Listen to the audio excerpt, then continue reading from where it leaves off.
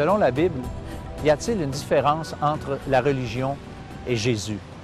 En fait, non seulement il y a une différence, mais il y a une différence telle qu'il y a un enjeu éternel si on ne fait pas justement cette différence. Tantôt dans le Vox Pop, nous avons entendu quelqu'un dire que la religion a été inventée par les hommes. Eh bien, cette déclaration est en partie vraie.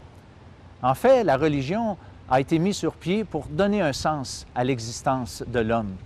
La religion a été mise sur pied, en fait, pour donner un accès à Dieu, pour soulager notre conscience chargée par la culpabilité à cause du péché. Mais, selon la Bible, c'est exactement la raison pour laquelle Jésus est venu, précisément pour atteindre l'objectif que s'était fixé la religion. Jésus est venu et donne un sens à notre vie. Jésus est venu et peut nous donner accès à Dieu, nous rendre Dieu favorable. Jésus est venu pour que nous puissions être soulagés dans nos consciences chargées par le fardeau de la culpabilité.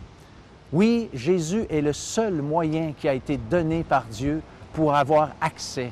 Lisons ensemble un texte de l'Évangile que nous retrouvons dans l'Évangile de Jean au chapitre 14 et au verset 6.